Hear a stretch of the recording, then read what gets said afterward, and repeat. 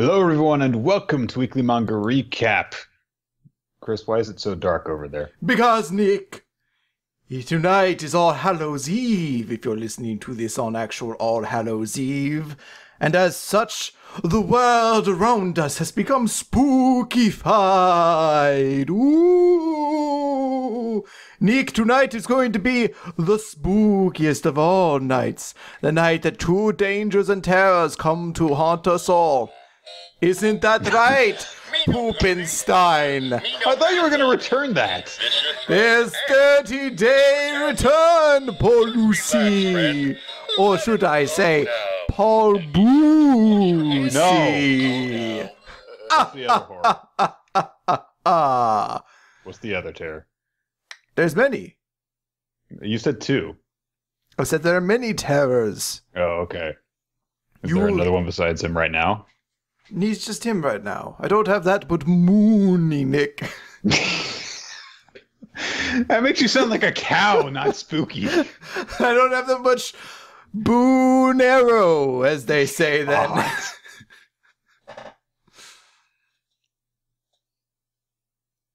Anyway, it's October the 25th of 2017.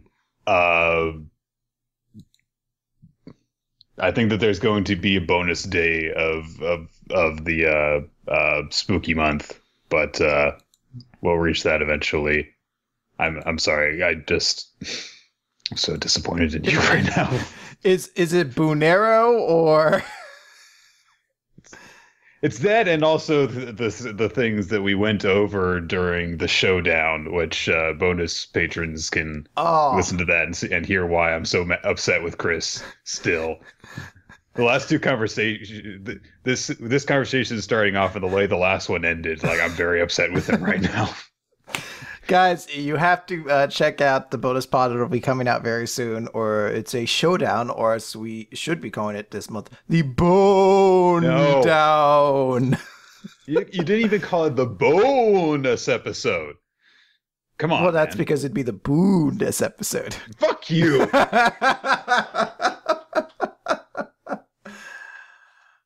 I'm excited for this week. We've got a lot of manga to talk about this week. Next week we will have School Live to actually officially finish off our Halloween month. And in the meantime, we're just going to talk about our regular series this week. And Nick is going to see if he can actually remember things that happened. Because I haven't read anything since the first came out, and it did not refresh anything before we started this call. So I'm probably going to have a lot of moments where I go, "Oh, right, that's what happened." So I'm in a similar boat, except for some reason, Viz's media player did not want to work with my laptop particularly well when I first read it. So there was like 3 or so pages I just had to skip because they would not load. So we never learned in particular. There's a whole bunch of blank spots to me, which is coincidentally perfect. It's the one I'd actually recap. So that's a good thing, because then we can go over the moment where well, we'll see. Let's begin, however, our recap portion, Weekly Manga Recap, as we normally do with My Hero Academia, number 157, Infinite 100%. Last chapter ended with Eri reaching out for Lemillion's cape as it flew through the air, and Deku grabbing the other side to haul her in and grab her after she had separated Overhaul from Nomu. Not Nomu. What was this guy's name? Whatever. His minion dude's name that he had bonded with to go all 4-arm monster guy. So, that's where we leave off. And now Deku has grabbed Eri from out of midair, and he promises not to let her go ever again, which of course immediately leads into Overhaul trying to get him to let her go. It actually is a very effective use of the framing on the 2-page spread where you see him reaching for her, because in reality they're very far away from each other still, but it looks like he's almost leapt at them and Deku has dodged out of the way to give his kind of snatching motion a much more immediate kind of danger to it. Deku, however, even though he's much further away than it initially appears from Overhaul, he can't actually move because he's in midair, and so, you know, he can't fly, is my point. But he gets his resolve going again and does something. I'm not sure exactly what happens because there's a very, kind of anime teleport almost effect that happens where Overhaul is attacking. He's summoning spires with his powers in order to attack Deku.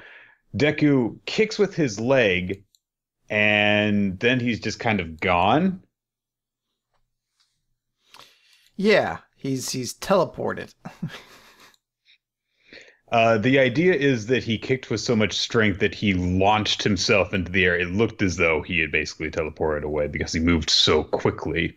And it doesn't even realize himself what the hell happened because he's now a few hundred feet in the air with Eri in his arms above the hole in the ground that they were fighting in. And he goes, huh? What? And he says that he was actually just trying to kick an Overhaul. And somehow he got blown away. And so he just figures, well, maybe what happened was the pressure that was created from the attack launched me through the air in the same way that All Might's New Hampshire Smash works. And as he's got kind of plenty of time to think about this, I guess, as he's falling through the air, because he's like, well, okay, well, maybe I just kind of like overcame my limits, like when I lost control when I fought Kachan. And if that's the case, my legs and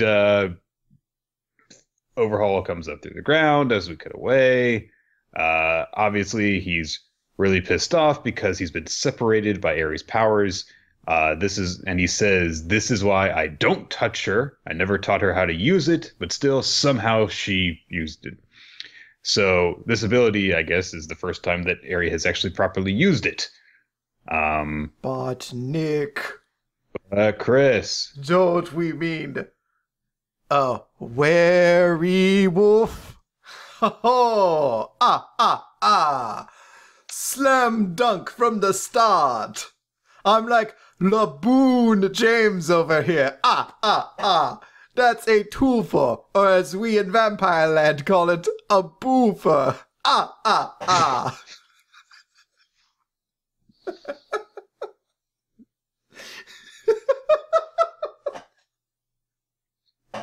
That first one was so terrible. And then it just kept getting better. So, yeah. Basically, Chisaki spots the giant dude, whose name I immediately forget from last chapter, and is like, oh, well, I'll just, use this guy again.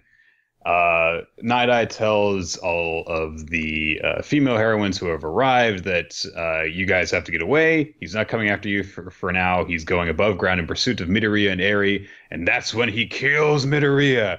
Of course, Uraraka immediately is like, no! And then she trips and falls on her face.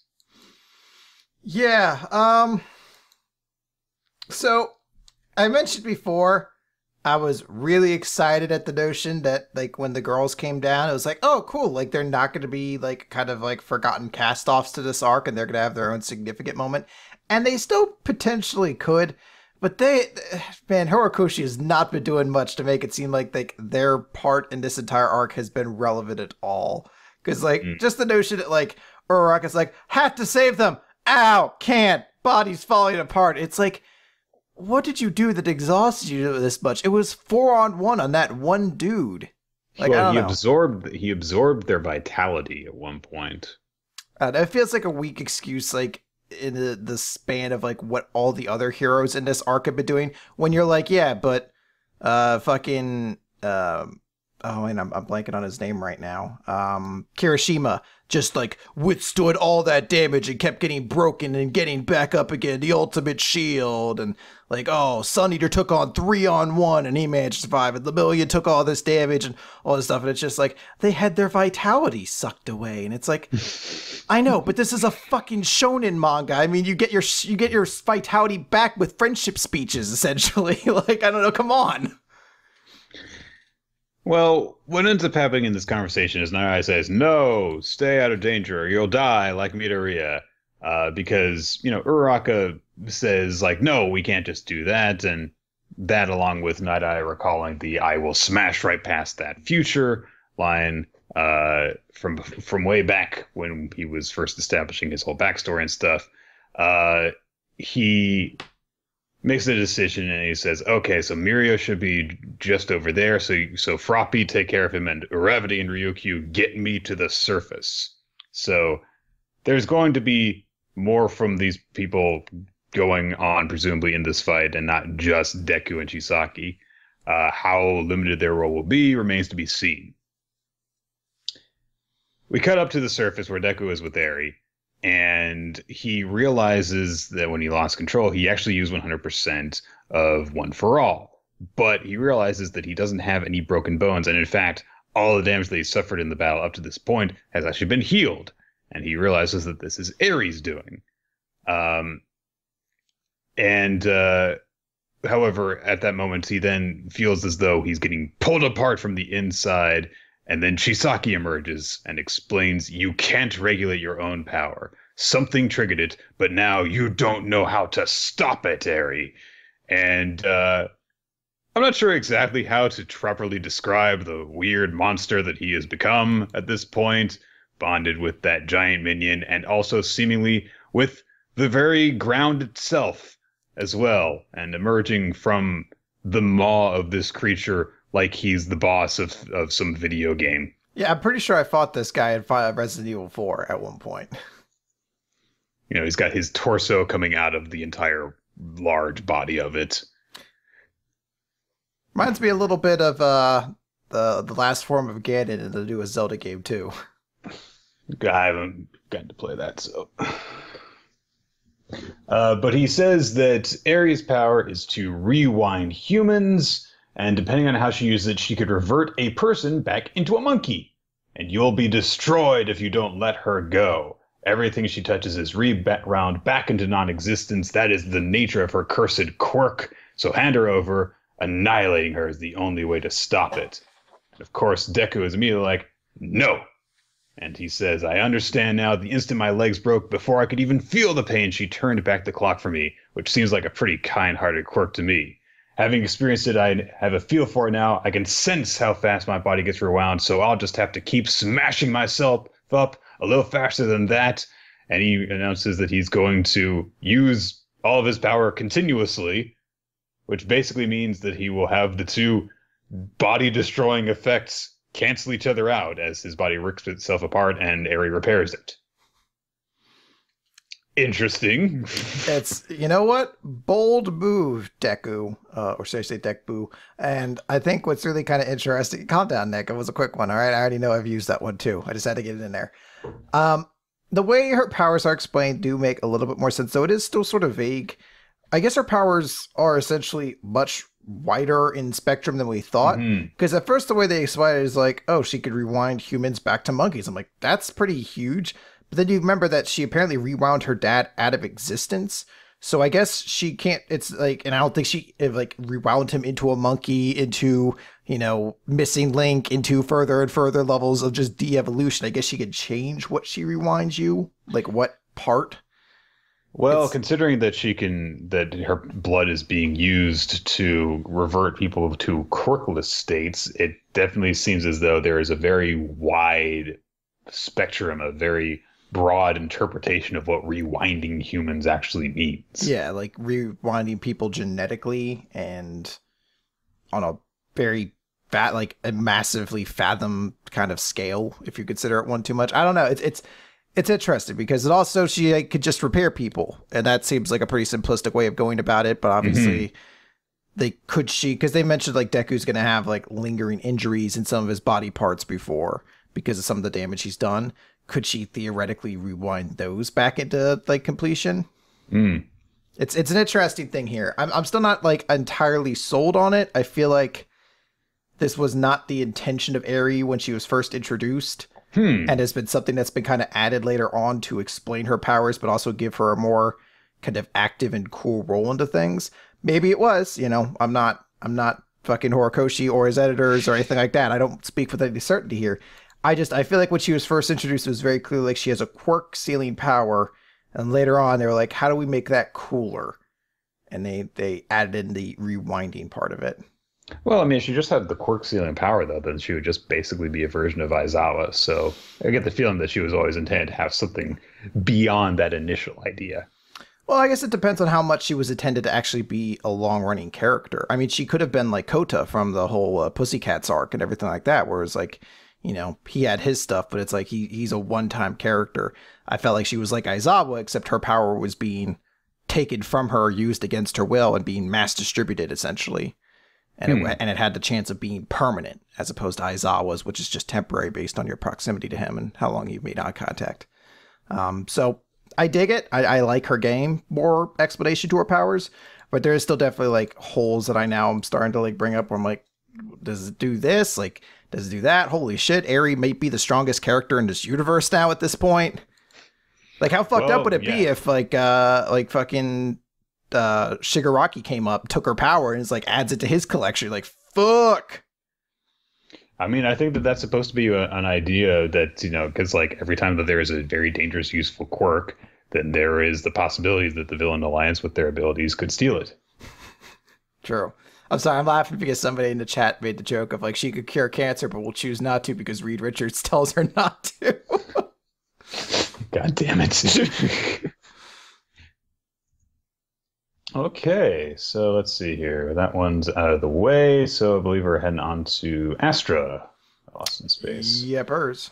Okay, so this is all about Charce's backstory as he continues. He has just told everyone that Ares is a clone of the princess as he is a clone of the king. And we get some backstory here of Charce's interactions in his youth with Princess Sarah. And what it turns out is that But Nik! Yes. Don't you mean Princess Scara? Scara Halloween? I'd add more after you beat me to my own punchline. I can feel the So what we see of Princess Sarah is that she's, you know, a very independent, kind-hearted princess, kind of character you would see in like a 90s Disney film, honestly. It's like, everyone wants to wait on her hand and foot and protect her. And she's like, I don't need to do that. I want freedom. And she and Charles have a nice little friendship. And but there's also a little bit of tension because, you know, Charles is apparently still very much on like, oh yes, you are the princess, your majesty, and all that. And she's like, stop that. Just let's be friends instead of like, you know, more like that. Although she does say in a very kind of creepy way, you are now my personal servant. I am your mistress. Be a good boy and listen to what I say. Hot. Yeah, it's very easy to misinterpret that, isn't it? It's just like right there. And then she says, but you feel like a little brother to me. It's like, ugh. Well, she says that after the sequence. Genetically speaking, you're like my father. But personally, you're like a little brother to me. I'm like, this is so complicated where I don't know what my feelings are anymore. Well, because he's younger than she is. So. I know, but it immediately follows the I will be your mistress, be a good boy thing. Mm-hmm. And Charles is like, I'm just a clone, though. Mistress, like, look, yo, I don't just look at you the same way that my father does. I think of you more as like a friend or a family member than I do as a freaking tool grown in a tube. And she says that clones have lives just like everyone else, and I could never condone that rejuvenation project as a result of that. And she also says that she once had a clone. She was born around the same time as you, and when I was informed of the rejuvenation project, I refused to allow them to make a clone of me. But someone snuck a sample of my DNA. My clone was born without my permission. Hey, princess, poop in this bag. What for? No reason. Here you go. And he's like, well, that was easy. I honestly like her dad's just like, as the chapter goes on, you get to see more and more what just an asshole he is.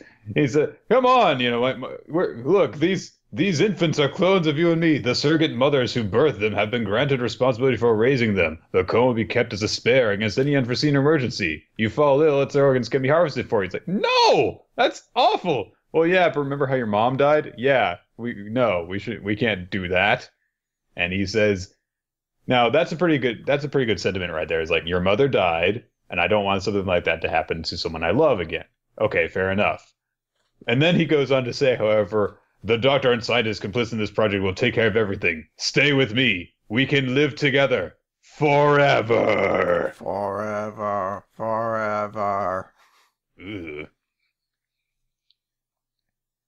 That's extra creepy. So essentially what happens is that Emma, not of the Promised Neverland, Emma Spring, who ends up becoming Aries' mother and was actually her surrogate mother, they snuck her out of the castle so that she could raise her and that Aries could have her own life. And yes, they literally did just take Aries from Sarah spelled backwards.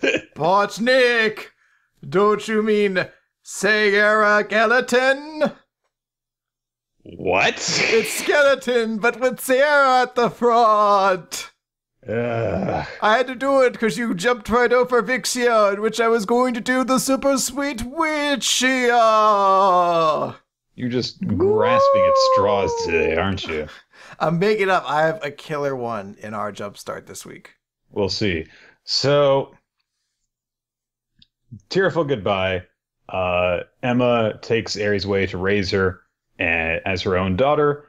And it's nice to have that little bit right there that shows, like, hey, yes, her mother actually did love her. The only one that did out of all these poor kids' parents. So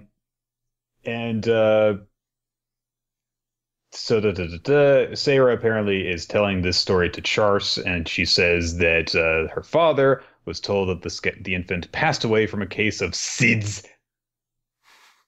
SIDS, whatever.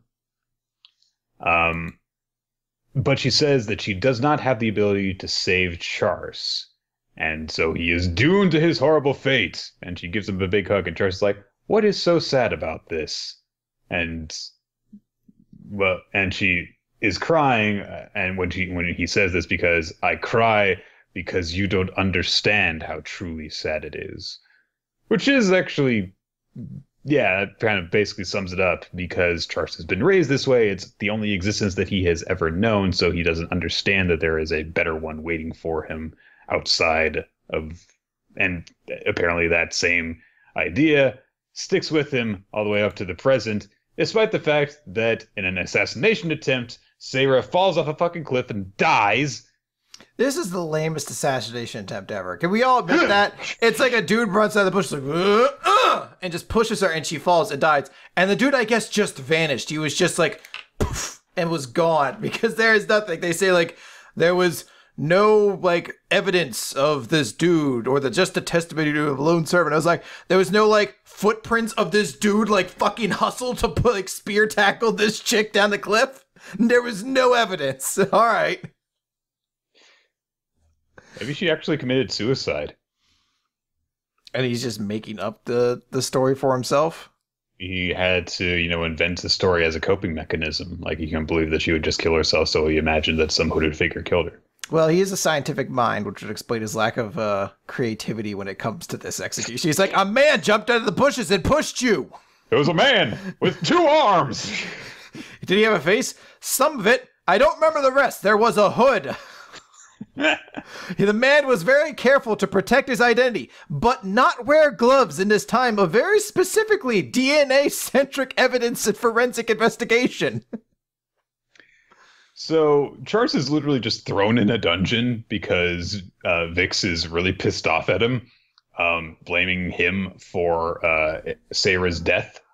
And he says, only the severest of penalties would be fit for the crime you have committed, but your body is mine. Hot. So, life imprisonment. I like how he says, if only I had her clone, that I could still have my Sierra back. I was like, for what? Are you going to, like, harvest her skull, body, neck? Like, at that point, you're just throwing her brain into a new body, right? I also love the follow-up line there, which is, oh, what a terrible, unfortunate event this was. Time to be alone now in my family, for henceforward. Perhaps eternity, because I just continuously resurrect myself via clones. Maybe he killed her and he's just fucking insane. It's very possible. This entire kingdom just like reeks of like the bad part of the Targaryens, where it's just all incest and weirdness that's ruled them, madness that's ruled them for years.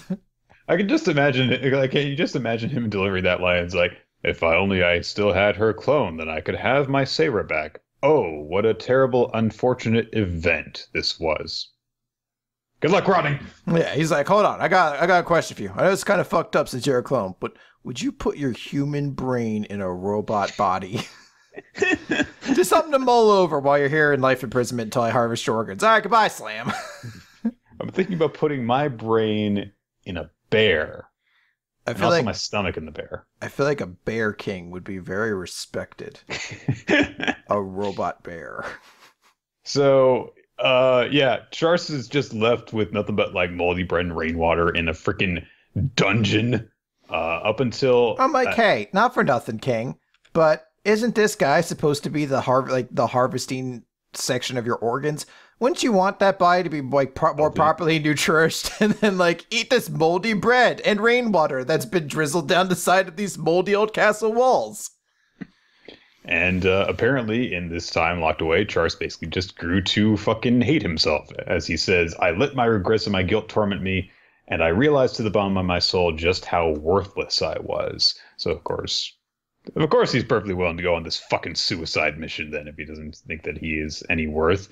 But then eventually Vix came to him with a new mission, which was to, of course, go on this expedition and kill all the rest of the clones after he had spent a year inside of this dungeon, which apparently made Charles happy because he actually finally had a purpose in life again. And that was apparently the happiest he's ever goddamn felt, was just, there's a use for my life again.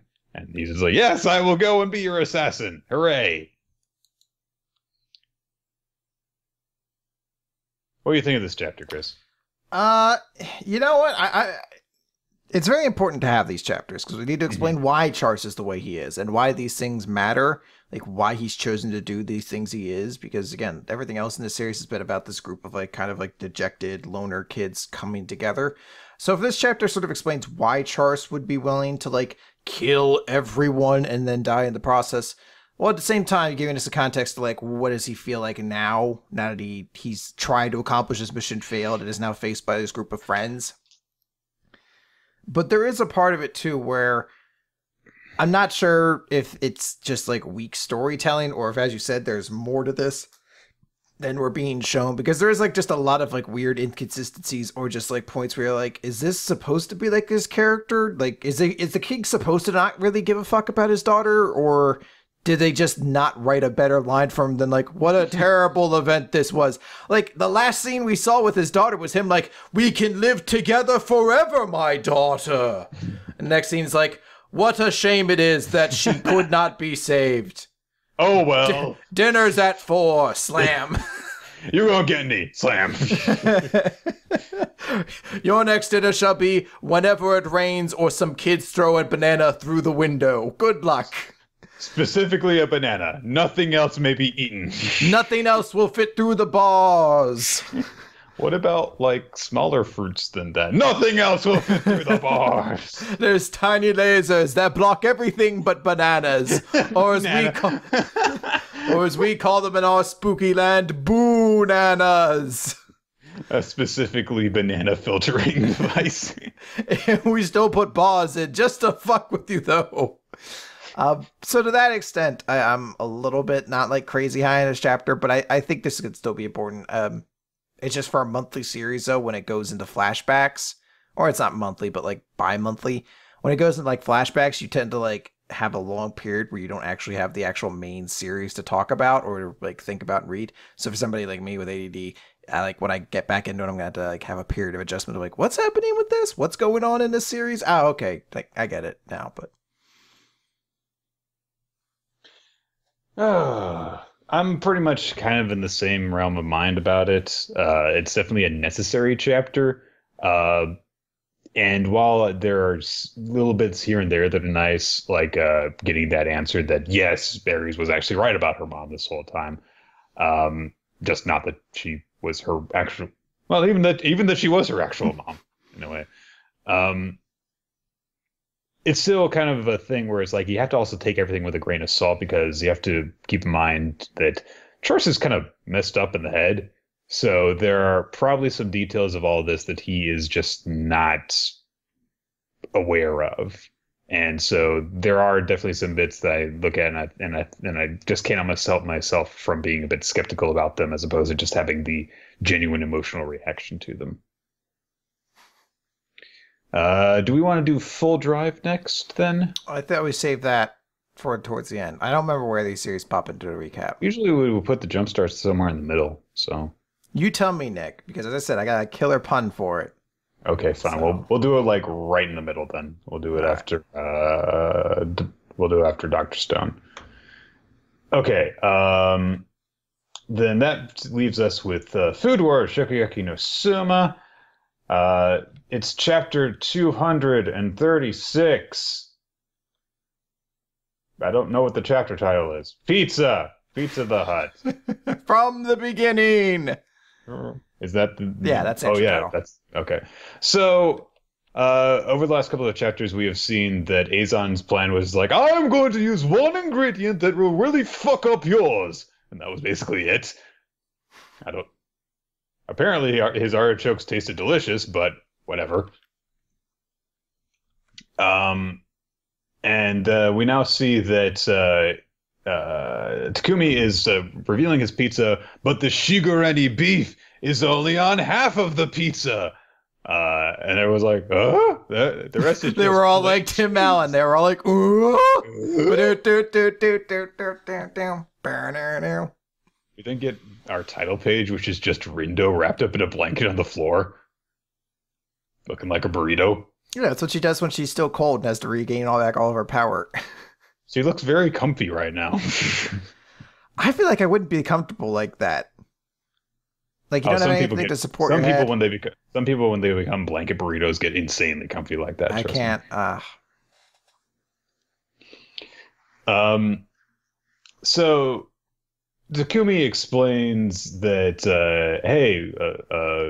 one of the judges asks like, can I eat this with my hands since it's pizza? You know, I hear it is more common in Italy for pizza to be eaten with a knife and fork. And I imagine that like a bunch of people in certain parts of the US will be like, what? But Takumi's like, yeah, whatever. And he says, assigning etiquette to a fun and lighthearted dish like pizza would be unromantic. There are like 3 different words in that sentence that just, why did you choose that word? Assigning etiquette to a fun and lighthearted dish like pizza. I don't know if I've ever thought pizza was lighthearted. I always feel so heavy after eating pizza. Like I'm just like, oh, I shouldn't have eaten so much. Shouldn't have eaten that Pittsburgh pizza. Not literally lighthearted, you know, pizza. I could understand fun. And then maybe that's just because my mom has no way of saying I want junk food anymore, so she just says I want the fun, and that means pizza. So maybe that's why I connect it with that. It's the spookiest part of Halloween, Nick. The depressing reality of our deterioration of health. Boo! Thanks, Chris. You're welcome. See, that's a heavy dish. Now you need something. What I just served up right there. That was something real heavy. Get yourself some pizza. It'll lighten you up. So Takumi says, yeah, I don't really care exactly how you eat it, but I want to ask that you take your first bite from the side of the pizza to your right, the Shigurani beef side. And everyone is like, wait, why do you want them to do the side that will actually be affected by the artichokes first? And they're like, okay.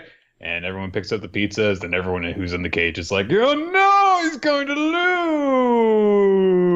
He's so stupid. He's so dumb. He has clearly not thought this through at all. Takumi's the dumbest person on the planet. And everyone's like, wait a minute, they look like they're enjoying it. Oh, Takumi's the smartest person on the planet.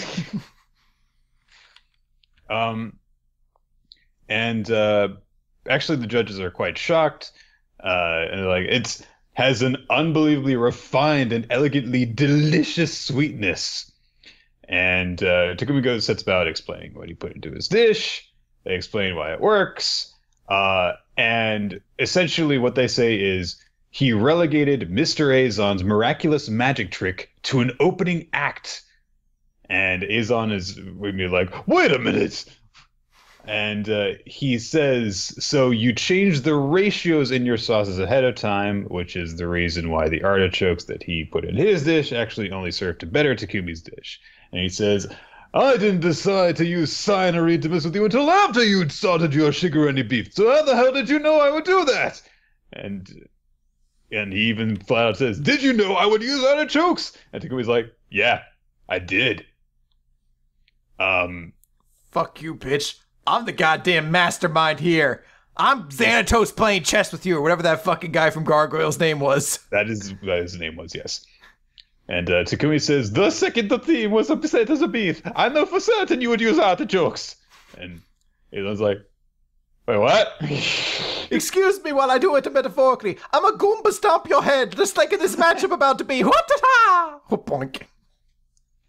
And Takumi says, the moment that you saw me making the beef, I knew you would choose the one ingredient that could take me and only me out. I've been watching this whole time, tracing your thought process, and you so obligingly allowed yourself to be led to a single, predictable conclusion, just as planned. And Azon's like, how the hell would you possibly be able to do that? And he realizes that literally every interaction that they've had in the contest was literally him being led to using the dish that would spell his own undoing. And even like the intense look that Takumi was looking at Azon with, he realizes he wasn't just glaring at me out of anger. He was just observing me to make sure that I was following along with his plan. And there's a great moment where basically Takumi like kind of becomes Azon for a second in terms of the ridiculously over the top evil look that he gets. He's like, I'm eating dough. I'm like, yo, Takumi, you all right, bud? You doing okay? Rumble, rumble, rumble, rumble, rumble, rumble, rumble. I'm like, what's rumbling? Are you beating the pizza dough so hard it's rumbling? Or are you shaking so hard with Machiavellian anger that, like, the kitchen's shaking? So he's like, you don't understand.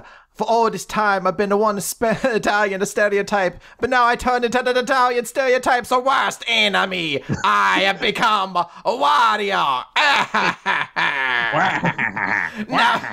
now I stomp on your beef a spit dish. Boop, boop, boop. I'm taking that artichokes. Wait a minute? If he's Wario, does that mean that his brother is Waluigi? Comedically, yes. In the fatter, skinny combination inverse. His brother is Waluigi. But so the judges are like, this pizza is fucking amazing. And the male judges are like, this is one illusion to counter another. A battle of magic tricks. The pizza's deliciousness too is an inescapable illusion. Which they imagine as if they've been chained up naked in a barrel going over a waterfall. I'm not comfortable with the look that the flathead chef is giving me. They're both giving you fuck me eyes. The one's giving me fuck me eyes in a fuck me position. The other one's just he's giving me fuck me eyes while staring into my soul at the same time. So that's one weird case of fan service. We set the over under on what, 3, right? Yes. So I'm counting on there being 4 at least. So that's 1. And we might not even be done with Takumi's no, because he said this is one side of the fucking pizza. That's the big twist at the end, after he has seemingly already blown Azon out of the water, which is that they have, he says, in true Italian banquets, there is no such thing as a third course, but the other half of my pizza, the part you will taste the next, is my way of taking out the Italian cooking I've ever done and pushing it a step forward. It's my personal terzo piatto. And someone's like, hey, Todakuro, that pizza of his, doesn't it look like 2 halves of a moon stuck together? They're like the mezzaluna knife thing? And Takumi said, yes, like twin half moons, my dish, my doppio mezzaluna pizza only shows it's true, brilliant when tasted as a one. So go Takumi. An oddly evil chapter, it feels like, for Takumi. Yeah. Like, I know it was his way of being like, fuck you, Azon, I'm better than you.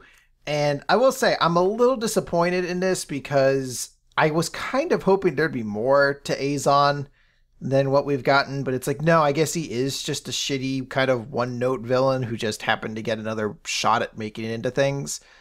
I kept hoping that maybe there'd be a different level here. But unless Azon turns the table in the next one and is like, I figured you were going to do that, and this just becomes like a fucking Ice Shield 21 matchup where they're just like, you thought I was doing this? I knew that all along! It's what you thought I'd say. Yeah. Unless it becomes that, it seems like Azon's done here, because this is pretty clearly like, oh, I beat you. Like, I knew everything you were going to do and countered it with this super awesome dish that already for the first part they thought was awesome, and then in the second part's just gonna, put the nail in your coffin.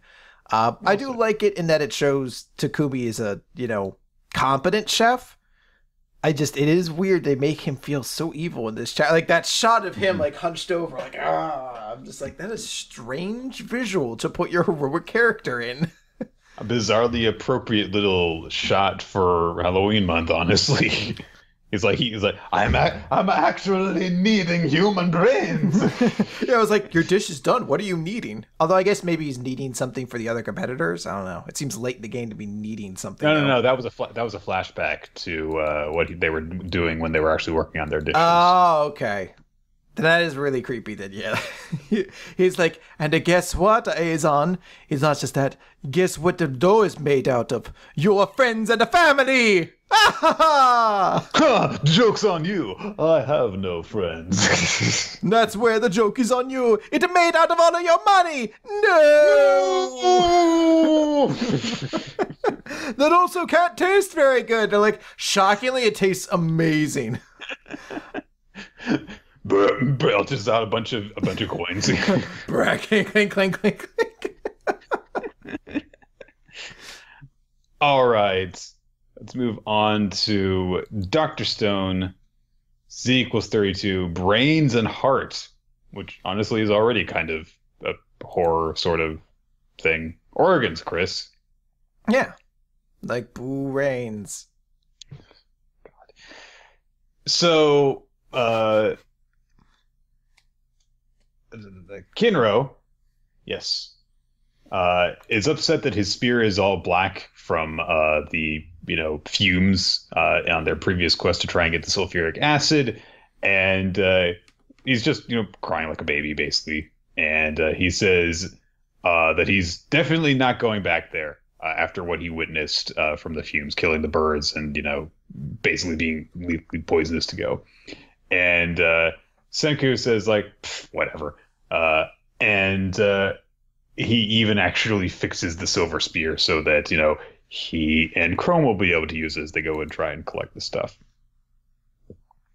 And so they set off together wearing their gas masks. They head to the spring. Pretty cool shot of like just a wide shot that we get of them approaching the spring with the cursed angel terror thing kind of looming over them. Chrome obviously is really scared that the gas masks aren't going to work. He's just like, oh my gosh, are our gas masks really going to stand up to this? The toxic gas zone where one breath means sudden death. And immediately the next panel is Senku just the goofiest image that I have seen of him so far. He's even going la la la la la the whole time. Like it's like in full not giving a fuck stride, like with his foot lifted up.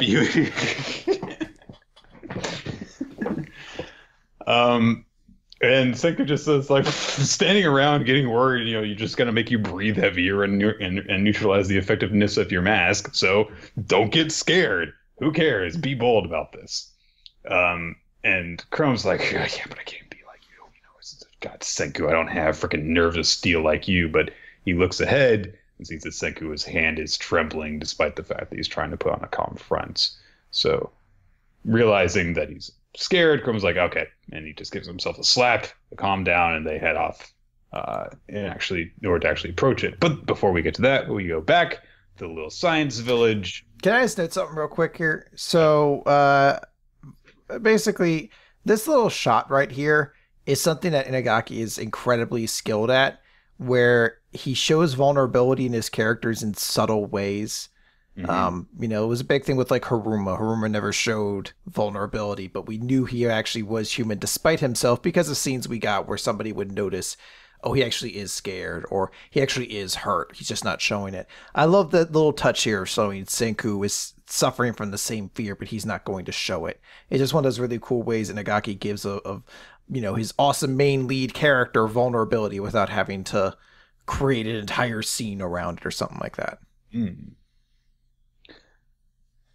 So we see Ginro feeling all scared and sorry for himself over at the village, while their craftsman is still twiddling with stuff.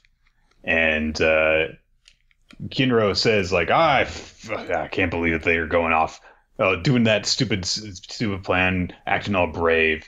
And the craftsman says, why are you here? Why didn't you just go home? Why are you hanging around over here and just complaining about them?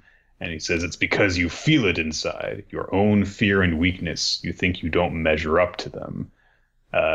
But he says, don't worry, you're not weak. In fact, staying scared is the trick to surviving in this world. And you want to believe an old fossil like me, I was a scaredy cat once, too. And he also impresses upon him that there is not a soul out there who doesn't feel fear deep down, as we get shots of all the rest of their group working together. And Ginro is just kind of like, oh, okay, so they're not all crazy monsters.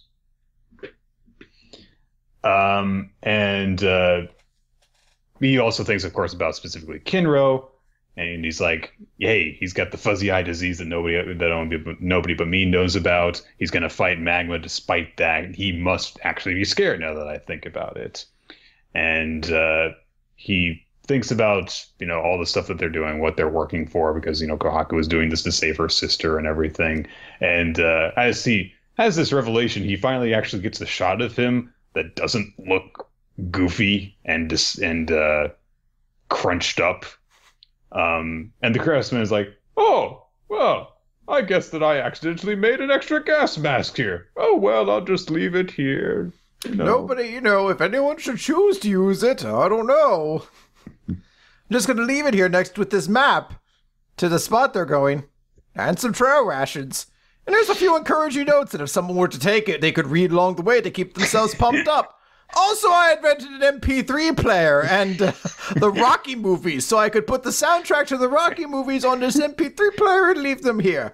But I'm just going to leave all these things out here, and who knows? If someone wants to take them, they can. Also, I've made myself this shirt that says, you can do it, Ginro.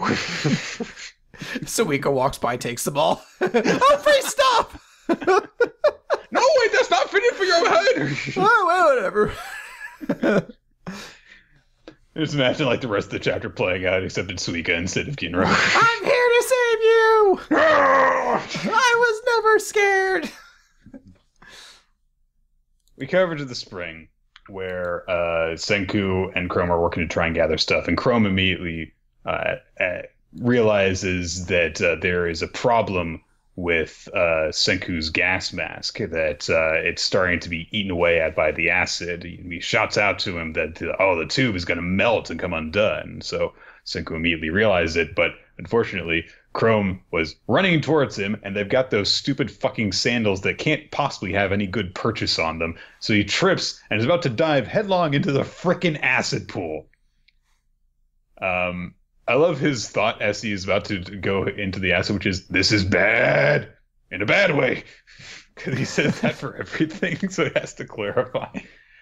And you realize that the Senku is reaching out towards him, but he says, no, don't bother, because you won't make it in time. And so he thinks, damn it, this is it. It's up to you to save Ruri. And then a spear comes out and kills him because it stabs him. No. Ginro has decided to show up, and in a moment that defies all senses of physics and leverage, he just hefts Chrome back up by the very end of his spear and pulls him to safety. And holy shit, Ginro had a badass moment. I mean, it was bound to happen eventually, I guess. I think it's bound to happen for literally every character in this series. Do you think Magma will get one? It depends on if he ever actually gets a moment of redemption. He does seem like a gigantic douchebag right now, but we'll see. And I love that, because Ginro is, thinks to himself as he does this, like, I'm bodyguard Ginro, and my brains and heart can beat this fear. Yay! All right, do it. And hey, they got sulfuric acid. They beat the witch lady. Yeah, it looks like she's basically exploding, the skeletal angel demon woman thing. I do immensely like this. This is a very cool moment. We got Ginro to have his cool moment, which obviously seems a lot easier than, or a lot more difficult to do than Kinro, since we knew one of them was kind of like not a coward, essentially. So it's cool that he gets this. It's cool that we have sort of these nice moments here. I dig this all around. Yeah. All right. Let's get into Full Drive, Chris. Oh. This is... But Nick! Don't you mean Bull Drive? That's what you were proud of. No, what I was proud of is I came up with so many other better puns, but decided I had to go with Bull Drive. Because, Nick, it's about staying true to who you are. This is about Chris staying true to Chris. And I wasn't going to betray myself. Nick, this is like in that movie where, like, the high power executive walks up and offers to sell, like, to buy everything you've worked hard for. And you are like, no, I'm going to stay true to myself. I'm not going to take the money. My integrity is worth more. I could have said Ghoul Live. That's Nick. That's selling out. That's like giving it straight to fucking Mr. Hollywood over there, all right? I gotta be true to me. And maybe that's the scariest thing at all, Nick. Being true to yourself. Also, skeletons. They're attacking you while you're being true to yourself. That's the scariest thing. Full Drive by Genki Ono. It's their newest Jumpstart series. We're getting 3 chapters of this. It's a table tennis manga. It's been a couple years since the last one we got. Agaha no Tennis? I think it was. Agaha no Tennis, yeah. So, we basically... I don't know how they had it. It's so easy to just sum up this chapter very quickly, honestly. Our main character is Dan Tamashiro. He's part German. He's just come to Japan. He's got an old beaten up racket. He has one arm with super powerful muscles. He meets the genius table tennis beauty, Marin Shiraishi, who is a speedster at table tennis, and she's like a star who does magazines and has commercials and endorsements and stuff. And they have a match that ends with the table tennis ball being split in half. Did you get Prince of Tennis vibes, Nick? Yes! Okay. But in general, like... Okay, so Dan has like a super spin serve thing. That's like his signature thing, and that's it. Like, okay. It's a table tennis manga. Well, here's the thing. I love sports manga. Love them. I always have a lot of fun talking about them, discussing them. And this one thing I've kind of mentioned before in the past is like, the big thing that gets me into sports manga tends to be when they show that moment that kind of exemplifies the sport or really shows the passion the author has for the sport. And this is one of the few times I could say I almost feel like the author had too much passion for table tennis, because there is a lot about the sort of minutia of table tennis in this chapter. And maybe table tennis is just so ubiquitous in Japan, everybody kind of knows how it works and what its kind of like place in society is. But I mean, at least here in America, at least as far as I know, table tennis is not that big of a thing. I know it's an Olympic sport, but I mean, so is power walking. You know, it's not something where the average person is going to know everything about it. And there's a lot that's just built around the idea of like these two characters having a full-on table tennis match that's so high-paced, it's so exciting, everything like that. Like, there's no, at least as of right now, there's no surrogate character for anyone who's uninitiated with to be like, oh, here's what these two characters are doing. Here's how table tennis works. Here's why what they're doing is so incredible. It's just these two characters be like, let's fucking do this already. And they're off to the fucking races. So as somebody who has not much interest in table tennis, I felt like I was trying to play catch up as this chapter went along. And that's not necessarily a bad thing, but it did make it a lot harder to enjoy this chapter because I feel like I'm trying to have somebody explain to me why this is awesome without having the context for a lot of the things they're using as reasons, basically. It's also weird that they introduce this prominent female character who is on Dan's level at the very least.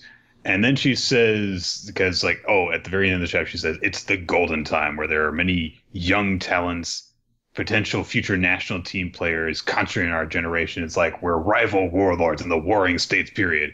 It's like, okay, pretty cool. And then she says, the boys have tough competition. I'm special among the girls, though.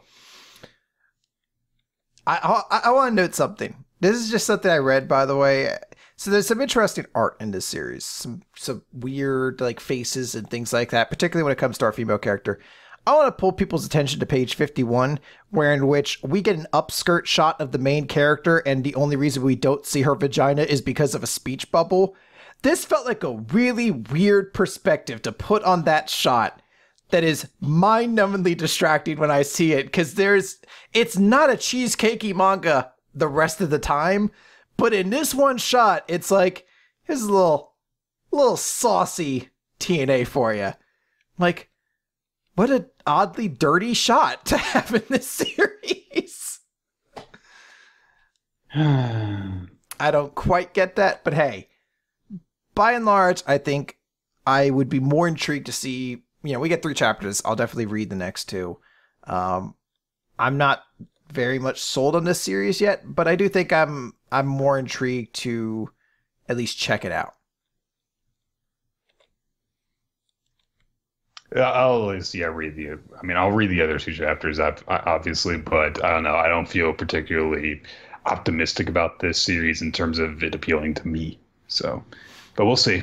Yeah. Golf and table tennis, man.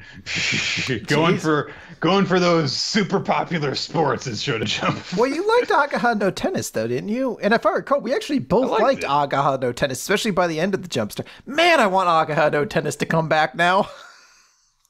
Good luck with that. I know. It's been canceled for a very long time. All right. I don't even know if I'm able to get World Trigger back at this point. Which has been about a year, by the way. It has. We never learn. Yes, my chapter closed. So hold on a moment here. Let me pop this back up. So, We Never Learn, chapter 36. Sometimes poignant solitude and X can be the downfall of a genius. Shit, that's a lot of fucking words to have in the title of a chapter. So, yes. This is an Ogata chapter, and it is framed initially that her father is going to be going out for a neighborhood associated meeting with their mother, so he will be leaving Ogata alone. And as we know, Ogata's father is very protective and doting of her, and she is a teenage girl who does not want her doting father to be doting all over her, so she continuously puts further and further, like, fucking restraining orders against him to essentially keep his affection away. Restraining orders, by the way. Like, it starts off here because she's threatened it before, and to spoil it, a joke at the end of the chapter is another restraining order basically going down. But like, it opens up with her being like, be sure to lock up this meeting. I will, father, and I'm sure you'll miss me. No, I'll be fine. So cold, but you might. No, I'll be fine. Like, aww. I feel bad for this dad. He just wants to care for his young daughter. He just wants his peanuts. It's different, Nick. This is a different thing. This is where he, as a father, has a young daughter and he wants to make sure she's safe forever. And she's like, fuck you, old man. I'm a goddamn teenager now. I've kissed boys. And he's like, no! By accident. Oh, okay. He's like, I don't know how to feel about that part. So essentially what happens is Ogata goes off and, before she closes up the shop, goes to see a scary movie. And then she sends a text to Yuiga that's just like, help me. Which is a weird I do text. like this, just like, help. I'll just note, I can't stand Ogata now because she's one of those infuriating people who sends text messages of one word apiece. Fuck you. Not everyone's on an unlimited text plan. That's 2 separate texts. That could have been 1/5 of a cent to get that extra me in there when you could have just typed me after help. You fucking bitch. How dare you?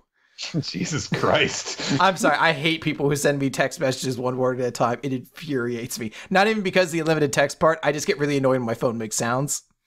I'm weird. If you start fucking texting my phone words a piece right now, I swear to God, every fucking word will be a boo pun for the rest of this podcast onwards. Boo what? Boo Nick? Boo Nick. Can boo send boo one for boo? It sounds like you're speaking pig Latin now. Maybe I will, Nick. So he comes over and it's like, oh, you just saw a really scary movie? And she's like, yeah, I was resolved to get emotional and cry like a normal girl this time. So I popped into a movie theater, but then found out it was a really scary movie. Which made me cry in a different way. What had the sound effects I love, like walk, splash, splut to it. And she says, I had no idea the road to tears and pathos was paved with such danger and strife. I'm like, I think you're getting the hang of humanities there, Ogata. I think you nailed it, girl. So Yuika's okay because she seems like she's ultimately fine. She's just scared from a horror movie, and he's appreciative mostly because he got free dinner out of this. But then they notice that there's a really scary wind, and it startles Ogata, and she spills, I don't know, udon on her. It looks like she spills fucking like hummus on herself, or I don't know what it is. It's a dipping sauce of some kind. Nick, is your camera like getting hit by the wind? I don't know. Is it? I don't know. It just feels like it's moving a lot. Like I feel like I'm watching found footage of Nick podcasting this week. Sorry, that was off topic. Leftover damage. I don't know. I just want to say before we get too far past it that I like the shots of Ogata watching the movie. It's like really like, oh no, okay, movie. Oh no, this is bad. Ah! What kind of popcorn is it? Okay, just as popcorn. I thought it said like pop gore or something like that. I was like, that should have been our first clue. It was a scary movie. So we get a very cheesecakey shot of Ogata. It's so bathing. cheesecakey. Very much so. And because she's so scared, she doesn't want to be alone, even taking a shower. Well, yeah, that's where the serial killer gets you. That is true. We saw Anne Heche's butthole because of that. Psycho remake. Watch it. There's a whole theme song for it online. So Yuiga is turned opposite to this because he's like, I can even faintly see her through the textured glass. I shouldn't be watching. Mental capacities, get in line. And he can't stop thinking about Ogata scrubbing and cleaning herself. And he's like, all right, if I don't look and I don't listen, then I'll be okay. And he starts thinking of various like informations, you're on a stone, you're a stone on the side of the road. And he starts thinking of like old fucking Japanese history, like tidbits. And not just Japanese, because he talks about Luther's Protestant Revolution. Oh, okay, sorry. I don't know why I read this really quickly and looked at I was like, it's all Japanese stuff, I'm sure. So he's just thinking of historical facts. And then Tsukijo kicks open the door and says, I've been calling and calling. Why didn't you respond? I'm here as your best friend to rescue you. And Ogata opens the shower door and is like, Yuiga, I've been calling your name. Why didn't you respond? And now he's caught in the awkward position of being between a naked girl and her best friend who came worried about her. And all he can think about is fucking the Martin Luther and the Protestant Revolution and all sorts of very relevant, like Teapot Dome. He's got all these great historical facts on blast right now, but not a good excuse. Tsukijo explains that she's here because Ogata texted her and sort of asked for more help. And this is where I have it again, where I just cannot get a page. So I think I'm missing a page here. So I don't know why Tsukijo has more explanation or not. It just doesn't load up on my screen.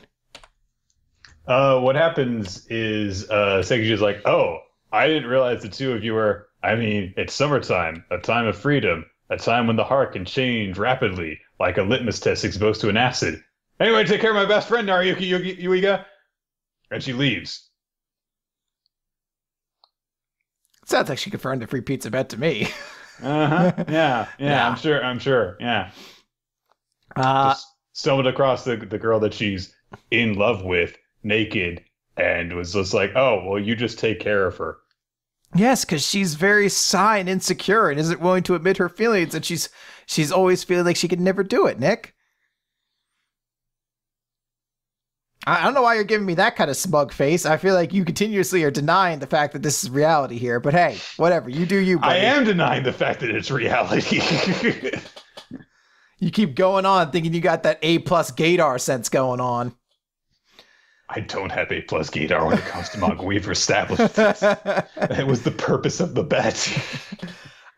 So there's another scary moment. I think they're watching another spooky movie again. I'm missing a page. They start watching TV as things get back to normal. Oh, they're watching the show A Voice from the Empty Backseat.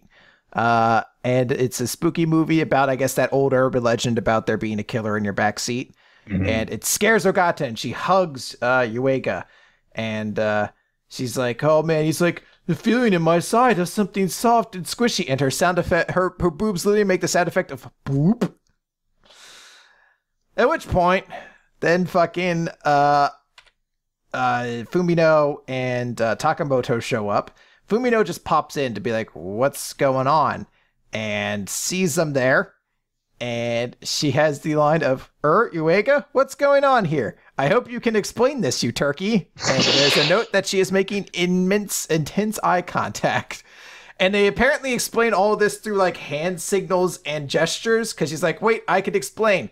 Oh, a horror movie? Yeah, Rizu's bad with those. As long as you don't take advantage of any situation and pull any monkey business. And he's like, no, I won't. And she's like, fine, I'll cover for you, but you owe me. And Fumino closes the door and it's like, everything's fine. And Takamoto's like, you can tell that quickly? And they go.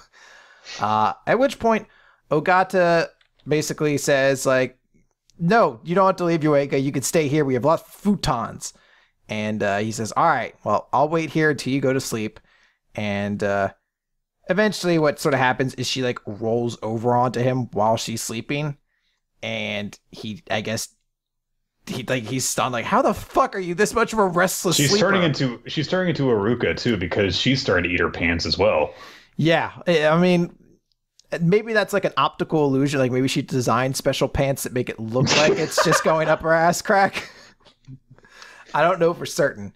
She just saw the way that Aruka's pants worked, and she was just like, I must attempt to replicate this. I must replicate this new technology. And of course, this is when Ogata's dad pops back in. He's like, I'm home. Daddy came home early to check on you because he missed you. Ogata wakes up, presumably in the morning, to see Yuiga still fighting off her father with like a ruler. And it says later the misunderstanding was cleared up and Ogata's dad was banned from coming within 10 meters of her. Aww. Sounds about right.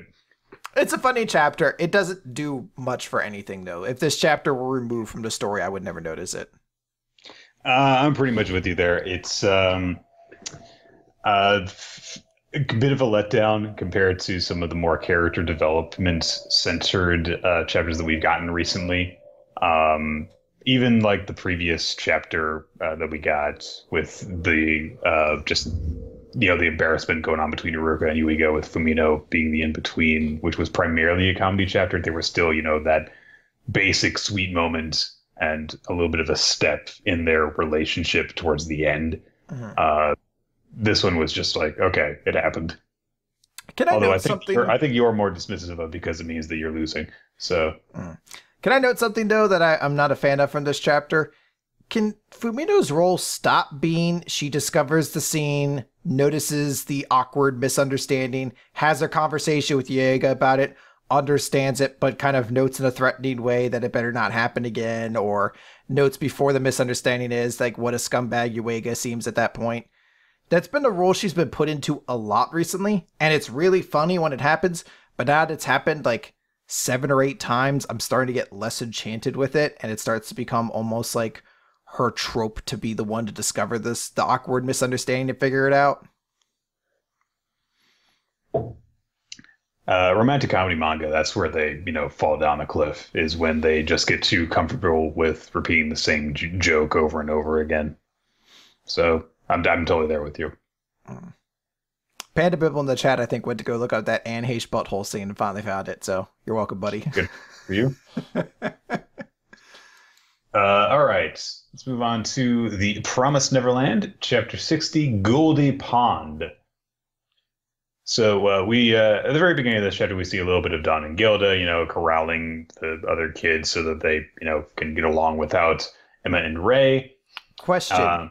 Do you think Goldie Pond is supposed to be a reference to Goldie Hawn at all? I don't know who that is, so.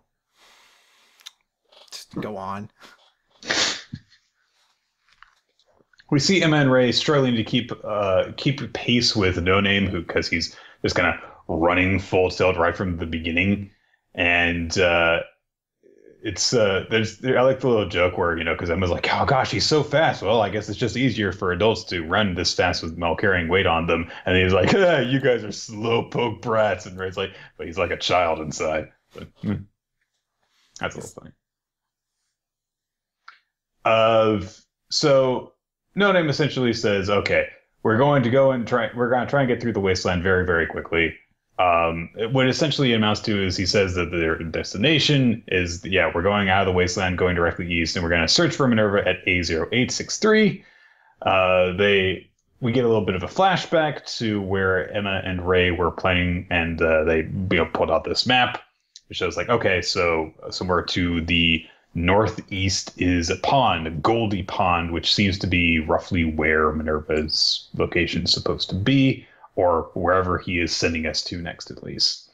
They don't know exactly what's going to happen there, but as Emma states, something is going to be there because we were led to this location with this shelter. He left us information and a place for the kids to hide, so there's going to be something there that'll be useful too, and it'll be more than what we got here.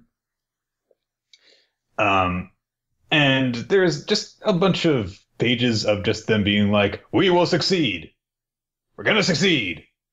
Because there's a lot hanging on this, so we're going to succeed. It's honestly, like, literally, you could skip probably the first half of this chapter and be no worse for wear in terms of important stuff.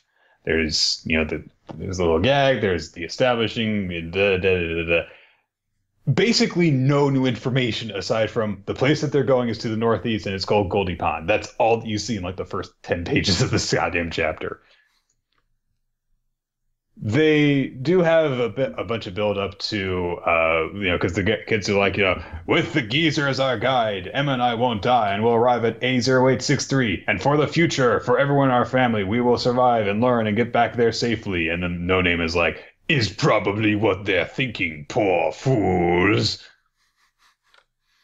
Okay, I get it. It's really just repeating information that we already know.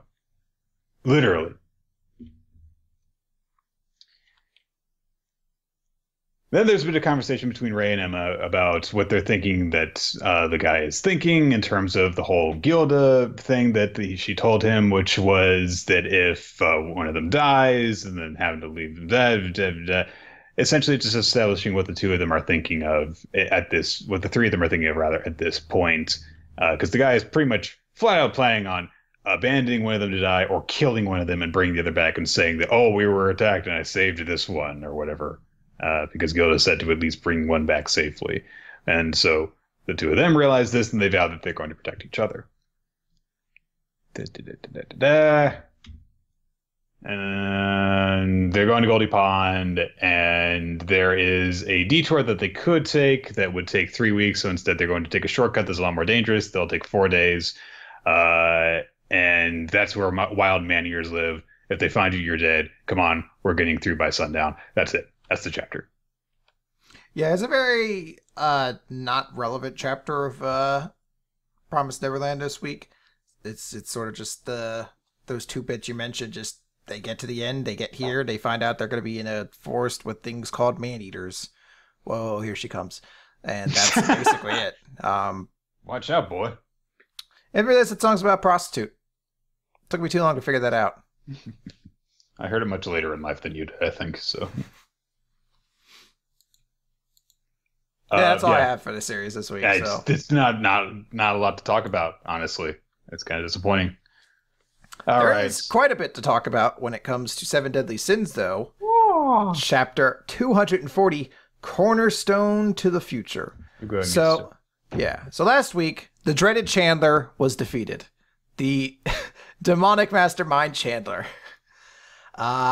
So this chapter oddly opens up with a flashback between King and Melodious, where King kind of notes how he's really sad over his best friend, Hellbram, and how he'd been suffering, and how he broke a promise he made to a girl who meant the world to me, and how he'd make the lousiest king. And Melodious is kind of is laughing because he's like, oh, wait, you're the fairy king? And he's like, I always thought kings were just a bunch of dirtbags who did whatever they want and killed anyone they didn't like. It's good to know that there are kings like you around, too. A king who'd shed tears over someone. You're a fine king. And you're like, huh, kind of curious. Why are we getting this flashback in this chapter, particularly after Chandler was killed? Curious. So we cover all the start, and a bunch of people were basically thanking King because it was because of his attack at the end that they managed to stop the Dread King Chandler, you know? And everyone's kind of patting him on the back. Diane jumps up onto his shoulder and is like being sexually suggestive on his shoulder. And he's just like, get some clothes on first. And the fucking Hawk is doing his stupid ass things. But they note, like, it's a little strange, though, that this night hasn't cleared up yet, though. And suddenly they hear all these cracks and pops and crunches. And everyone looks, and they see that Gauther is basically breaking and falling apart. And he says, everyone, I am sorry. It seemed that this is the end of the road for me. And he collapses to the floor. And Hawk's like, but why? I got rid of the crest. And then they all looked, and the crest is still there. And the finger of Chandler begins to twitch. We cut away to the guy who's not Chandler, whose name I'm never going to remember. He is not Chandler from henceforward. For Joey! Oh, how perfect would that be if this was just a big Friends reference?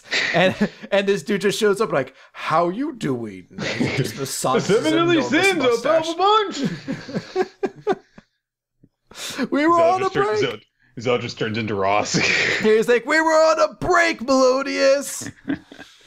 But he notes that, oh, wow, it's the 7 deadly sins are a powerful bunch, but their strength's still incomplete, and it'll prove fatal for them in the end. They should have just relinquished Melodious and let themselves be killed. Because that guy, Chandler, well, he only pretended to be a good-natured old geezer who doted on his pupil. Now that he can't get his pupil back, he'll probably show his true colors, and then nobody will be able to stop Chandler. And we see Chandler has popped back up, giant gaping wound in his chest and everything, and that chest closes as Chandler gets ripped as fuck, his hair turns black, he gets the creepy Wario face, he grows giant dragon demonic wings and a tail, and says, rejoice! For now, you have all attained certain death. Or in another way, could you be any more dead? And he pulls out a sword out of his cane. And it basically is like Sephiroth's sword. If you ever played Final Fantasy VII, or in my case, if you ever played Kingdom Hearts, or he just had a sword that reached like half of the stage. Like, this is unfair. Ouch, ouch, ouch. And King is immediately like, get out of here. Bond, take the captain. Get out of here. He's like, no, I'm not going to leave you alone. And King says, you'll only drag me down. You got any better ideas? He even throws Diane away to Elizabeth and says, just get out of here. Go, it doesn't matter what happens to me. And this starts to put a little bit more context to why we got a King flashback at the start of this chapter. And Chandler strikes with this gigantic slash that leaves a crevice in the ground. Like it's immense how much damage this attack looked like it did. It looks like it just created a clean sword strike through the earth itself. And it looks as though King is dead until we start hearing a voice calling out saying, you're always biting off more than you could chew. A king can ask for help every once in a while. 7 deadly sins, Britannia's future is in your hands, and please take Melodius and Elizabeth. Protect our old friends. And we see 2 figures show up who say, okay, partner, let's go. We kings of old will gladly become the cornerstone to the future. And it is those 2 characters whose names I forgot, but they were the former members of the 10 Commandments, the ones that King and Diane went into their flashback, went into their head, had all that scenes with, who have shown up to basically protect our heroes here. And we see one even wielding the legendary spear, so I believe that is meant to signify... Oh, and we actually see King's fine, so yeah, King is okay. He has been protected. But these guys are going to show up to try to stop the full force that is Chandler. Gold Chandler, Super Saiyan Chandler. What a visual. I just want people to make gifs of like friend scenes where Chandler's walking around, but he has like big demonic tail and wings and like a Super Saiyan hair. Or, oh my god, there is an anime for 7 Deadly Sins. When this shit comes out, to just take all of Chandler's scenes, just fill them with fucking Chandler quotes from the show. That shit's gonna be tight. Oh, good boy. chapter. I mean, hey, I thought the Chandler fight was awesome. Doing some more for it. Go for it. Also a nice way to wrap up some loose ends. So, okay, from here then we are going to go into Black Clover.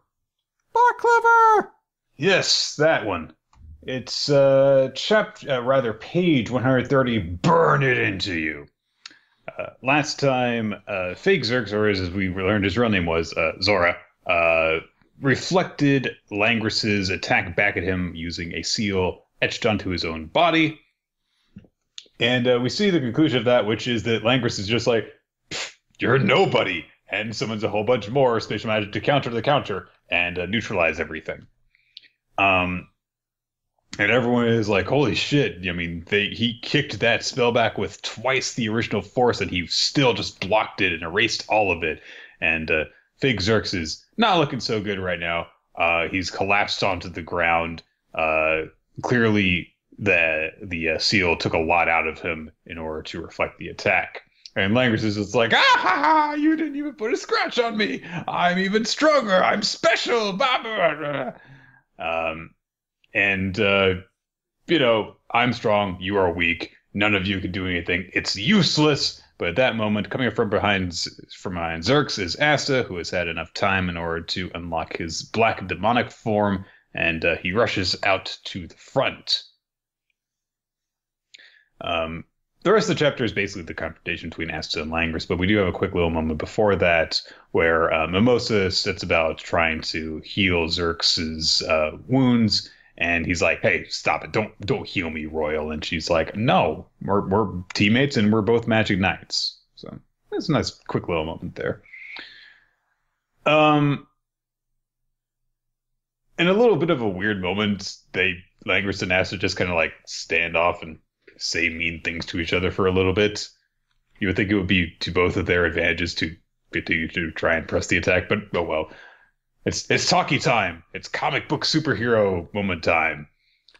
Langris says, "You are all eyesores. You weren't specially chosen, and yet you choose to stand here before me. But I was chosen. I'm special, and you can't measure up to me." And Astra agrees that yes, you are really great, and nobles have high magic, but yours is even stronger than that. And you're incredible. Yes, you were born special, and I always idolized awesome guys like you. And Langris says, like, I don't need people like you to like me. I hate you. Let's see here. What does he say there? Oh, Asta actually continues to say on, like, I don't need people like you to like me, though, because I hate you too. But don't just unfairly take things away. You people are special, and we got stronger and made it this far so we could protect everyone with you, so we could compete and help each other improve, so we could fight together. And I was just like, no more speeches. Bah! But Asta is in his super black form, and he says, all right, well, take this failed power and burn it into you right now. And just dashes through all the attacks, deflecting all of them with big black tendrils emerging from his body. Smashes his sword into Langris's stomach, and kind of just carries him along until they reach the crystal behind him, and he slashes through the crystal there. And Asta wins. Boom. I'm guessing you didn't love the chapter? I didn't love the chapter. I didn't dislike it, but it was like, okay. Oh yes, this is one of the few times I think I really enjoyed not just the Black Clover chapter, but I really liked the moment of Asta in this chapter too. I enjoyed his speech about how he always kind of worshipped and idolized powerful magic knights, and the easiest connection made between him and Zora's dad. But more so, I love that this is a moment where Asta has like a speech she has to make to the villain that isn't made screaming and shouting, that shows like a real emotional foundation for this kind of instance that isn't just Asta pure unbridled shonen screaming. Maybe Tabata saw the first few episodes of the anime. I was like, maybe I should give him some important speeches that aren't screaming. He's like, wow, that sounds really annoying. Have anything that isn't screaming. That's interesting. I really enjoy that he has this moment where he's just like, I wanted to do it, got this far so that we could help each other and improve, so we could fight together. It just, you could see, Tabata has some really great art, and this is one of those moments where you can really see kind of like the vulnerability and sadness inside of Asta in this moment, where that is legitimately what he kind of wants. He really does just want everybody to be able to work together and be great heroes. So I like that. I like it as a moment that the Wizard King sees something in him. I like it in a moment that Zora can make a connection with this guy that he didn't have before. And I also like it in a moment where Langris just is like, fuck you, no, I don't like you guys, die, die, die, die, die, die, die, die, die. So I think this is a fine way to kind of end this fight. Asta beats him, goes through, crushes him, and gets right through the crystal. I'll tell you what, it's going to make the next fight in this series really weird, because now I don't have any interest in anything else except like moving forward from here. And it's like, hold on, we have to go back around basically, because we kind of skipped ahead a little bit. What are you going to do? But I like this chapter a lot. I really liked it. I like getting a different side of Asta. I think that's really something that he needed. I like elements of it. It didn't all really come together for me. I don't know. It's really hard to actually say, because I can definitely point to individual moments that I like. I do really like the sentiment that Asta shares, where he says, like, I always idolize guys like you, but I don't need you to like me, and I hate you too. But I don't know, it feels like it didn't quite all come together from beginning to end, especially his speech in general. I can definitely see it. I can see it. But that's Black Clover. So from there, we are going to move on to finish off with One Piece. And it's chapter 882, Chris. We're back. You mean 880, boo? Boo. Boo on the Emperor's exputations? Yes, it all came together in the end. Halloween! Halloween! Halloween! All right, let's talk about One Piece. Weekly manga recap was a mistake. You sound like my mom before she got all stroked out. Wow. Oddly enough, we're actually going to, on the cover pages that are dedicated to following the Straw Hat Fleet, we're going to get an Adeo side arc, which kind of catches me off guard. Like, do we know anything about his character? He's a boxer. I know that. He's a boxer.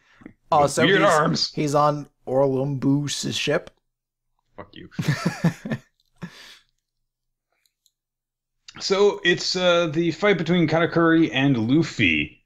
And Brule pokes her head out to be a really annoying little spectator and taunt Luffy, talking about how fucked up Luffy's gonna get. Nick, I have to do it, don't I? With Brule? I mean, it was I heard it. I was like, don't do it. She's a witch, Chris.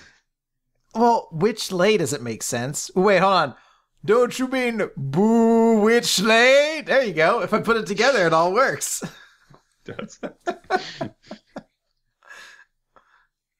You can. I like how Luffy is just like, branch. It's like, no, it's not her name. But she really talks up Katakuri and says, not only is he undefeated, not once in his life has his back ever even touched the ground. He's superhuman. Legend says he stood up on his own 2 feet the moment he was born and fell asleep sitting upright in his chair. He's never laid down his life. He's a man who even looks down on the earth. I just want to say, like, Legend says that he stood up on his own 2 feet the moment he was born. That's not so special. I can do that too. It's like, actually, from my memory memories, I was standing inside from the uterus. You were laying down the uterus. I walked right out. Yeah, I stepped out. I mean, my presence, no, there's a red carpet and everything, because everyone knew what I had memories. I like how, while she's talking up too, that he's just like, please stop talking. Don't talk about me like that. So Luffy eventually just gets fed up with her talking and tries to punch her in the face where her head is sticking out. And Katakuri just immediately, almost like casually, steps over to catch Luffy's fist. I like the way that it's drawn because it looks like he didn't even actually have to move that quickly. He was just predicting it that well. Chris, you're in the dark. I am. It's because the image I'm looking at right now is on a black page, so yeah. I look like I'm all in the dark. Luffy gets his shit kicked in a little bit more, almost gets impaled by the trident that Katakuri had produced, which he kind of thrusts forward with a drilling effect using his mochi abilities. And after that, and he apparently used it to cause an explosion? I'm not sure exactly what happened. But he says, like, this spear's name is Mole. And he says, like, which will be first, your hands, your feet? Tell me the least important parts in order, and I will gouge them off of you. Unfortunately, to make things even worse, Brule declares that she actually overheard what was being said between Luffy and the other Straw Hats, and she relays the information that she has to Perospero and to Big Mom, saying that yes, they're actually alive. They're going down over to Cacao Island in the middle of the night, and they're planning to meet up with Straw Hat Luffy there. So they're like, okay, fine, then we'll go over that way. Hey, Mama, yeah, the cake is going to be on Cacao Island. And unfortunately, she's just like, no, she's heading towards Nuts Island. Apparently going to cause a little bit of destruction before she actually gets there. Not Mr. Peanut! But Nick, don't you think he's ever going to get his peanuts? Who? Mr. Peanut. He's old. Who? He's old. He's wearing a top hat, a cane. Don't tell me that's not an old person style. Oh, you mean from the Planters guy? Yes. Who else did I mean? Luffy is really struggling now that Katakuri is using his trident to try and attack him. There's a weird little moment where he kind of like has to slip his head down in order to dodge a blow. And of course, Luffy says like he's actually really, really, really having difficulty dodging around because Katakuri can actually move his attack to where he's going to dodge to using his foresight ability. Although Katakuri does kind of give some backhanded compliments to Luffy as well, saying that I've never had someone avoid so many of my attacks. It's stressful. He's got problems too, Chris. It's hard out there for him. He's gonna keep that blood pressure low.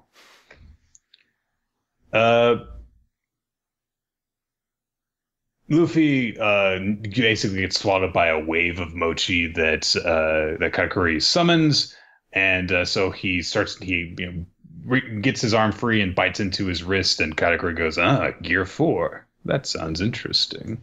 Well, to clarify, I do like this. What he specifically did is turn the ground into mochi, which Luffy says is just what Doflamingo did.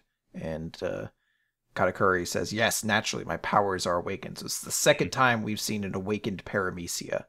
And it seems like exactly what they can do is essentially turn the environment around them into whatever thing they are. Just turn themselves into it. Which I'm super excited for whenever Luffy finally is able to do that, and he just makes the entire environment around him like giant bouncy things of rubber. That's going to be like actually make for some really awesome visuals to fight in. We go over to Sweet City on Whole Cake Island, where let's see here. It's security. Someone is talking with Peckham's, who is crying because Pedro was dead. And then we get, oh boy, it's a really long dialogue that he has, Chris. What? You talking about our old friend Baron Tamago? He's like, yeah. Oh, I feel your pain. Your old friend and Frary in spirit chose death via explosion. He was the enemy. The Straw Hat crew will one day guide the world to a new dawn. Even I cannot hide my shock. 5 years ago, I witnessed Pedro weapon and bagging for his life. And now he just abandoned that life to give them freedom. So, what's your point? Perhaps we have been overcooking, overall-ooking that Straw Hat Boy's potential. Sorry, potential. Of course we are. He's not on our level. Can you really say this? With Mama's Chatio toppled around our ears? That was a coincidental accident. Is it a coincidental accident that lay sea slugs are not performing their security duties? What? Are you trying to tell me all of this was orchestrated by them? At the very least, we have suffered nothing but less unexpected accidents since they arrived. A king's pride goes before a fall. We must prevent any possible blow to Mamba's reputation by placing powerful battleships all along final stretch of the victory territory. You just even, God, you're just forgetting words at this point. It's Mark Wahlberg having a little bit of a stroke. The chicken transformation is really hard. Team Beige at sea. Oh no, wait! He has one last thing. Pacaw! Exclamation point! Ellipses. So we see Beige and company are at sea, and Capone's like, I thought that'd be more of a pursuit. But we also see that what their ship looks like, which is just a freaking tank, just like with caterpillar treads and everything. That is the best fucking ship design. Fuck the Going Sunny. Fuck the Thousand Lion. That is the best. Or the Thousand Sunny. I don't know why I said the Thousand Lion. Because you said Going Sunny instead of Going Merry. Yeah, that's why. I mixed up the names. So we see that Capone is heading straight to Chiffon from there. And then we get some more information from one of the guys that was talking with Mark Wahlberg, and says that gets a report saying that the Germas have been completely neutralized, crushed by the might of 10,000. Their country is in a state of utter ruin.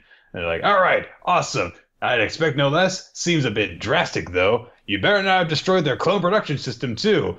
And we see that actually he's talking with, I'm guessing that's Niji, I think. Yeah. He's actually talking with Niji. He's like, oh, yeah, no, we left that intact, but everything else has been leveled. It's like, all right, sucks DBU, Germa. And what about the Straw Hat? And then, so yeah, Niji then gets an update that the Straw Hats have managed to sail away and they're trying to escape due west. So they kind of basically like hang up, and then Ichiji says, let's go, get the ship moving. I will say that the sight of the Germa all laying just standing atop freaking piles of their enemies is a pretty cool sight. It looks like we might actually get some more of the interactions there, which should be pretty sweet. It was an interesting kind of thing to happen where I wonder if Oda had something change his mind, because we basically just split up this whole group and had everyone go their separate ways, and now they're all going back together. Literally all of them are going to reunite again. I'm not certain, because he did already establish that their country is like literally a warship that floats. So he must have had some idea that like that ship would be able to move around. That country could move around. So. Okay. Well, I like the chapter though. Yeah. I really like the buildup of Katakuri. Just seems to be getting somehow stronger and stronger in each chapter, despite the fact that he's already got the better of Luffy at this point. So yeah. Indeed. That's it. That's this week's Weekly Manga Recap. So let's wrap things up by declaring our favorites for this week. Yes. My favorite chapter this week, I'm going to give to... This one's tough. I'm going to give it to Dr. Stone, I guess. I'm not like 100% sold. There's a couple different options I have on this. I'm actually really a lot more torn for my MVP of the week than I am my chapter of the week. I'm going to give it to Dr. Stone. It's not like a wholehearted, like crazy high endorsement. I like this chapter a lot, but I wasn't the biggest Ginro fan in existence, so maybe that's why I'm not as confident about picking it up. But I did just like what the chapter did in general, so I'll give it to him for that. I'm going to give it to Food Wars. I thought that it was a cool twist, and I really like to see that everything kind of came together. It was pretty straightforward build up. Here it looks like they're screwed. Nope, there was a plan all along, and I like that Takumi gets a moment to shine. And for my MVP, I am going to go with Ginro because, well, I mean, he had a really big standout moment that I was not expecting to have. For my character MVP of the week, I'm going to give it to Astra. I think he deserves it. I was considering Takumi. Big speech. But I think Astra deserves it for making an end speech thing that really kind of won me over. So I'll give it to him. All right. Well, that's going to do it, guys. So thank you, everyone, for joining us for Weekly Manga Recap. We tend to record the show Wednesdays at 7 p.m. Eastern Standard Time normally, but if something changes, we will keep you updated on social media, and you can follow us on Twitter. The official podcast is at WMR Podcast, and your two hosts are at Ruloty and at YRuler of Time. So give us a follow, and we will keep you updated on when we're going to start the show and where. You can check out our past episodes on weeklymangarecap.podbean.com, as well as on our YouTube channel and on iTunes. And if you check it out on iTunes, be sure to give us a comment and rating so that you can help us beat the woodworkers and become the kings of the hobby section. Be sure to send us feedback, ask us questions, leave suggestions for future manga for us to read in an email. Send those emails to weeklymangarecap@yahoo.com so we can get to them. And special thanks go out to our Patreon supporters. You can your support allows us to create all sorts of bonus content for you guys to enjoy. We did a recording of the bonus episode, as we talked about at the start of this podcast, which will be up fairly shortly, along with some other things that we're going to have to crank out pretty soon. And finally, special thanks to Steve Man or Taokars. You can check out his work on his own Patreon, patreon.com/SteveMan. Excuse me. You can check out all of the title cards that he's made for Weekly Manga Recap for free, as well as some more not safe for work stuff. And yeah, so he's also in a billion other different places besides that.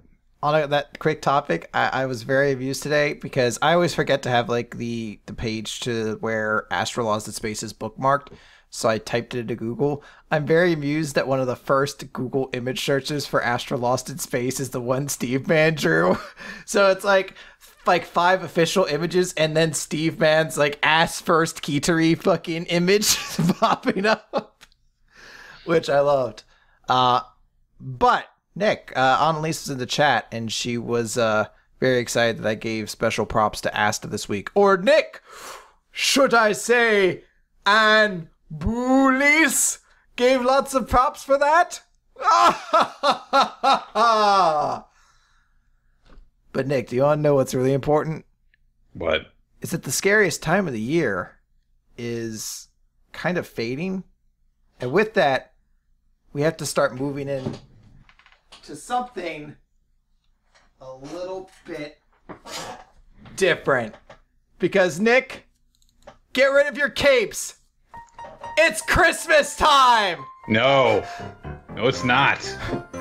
It's Christmas. You can't hear it, but I'm playing Christmas music in the background. Royalty free, so you can't take us down, YouTube. It's Christmas time. Oh, Nicholas. But it's Christmas time. Put on your happy face and get down with some good old-fashioned winter solstice spirit.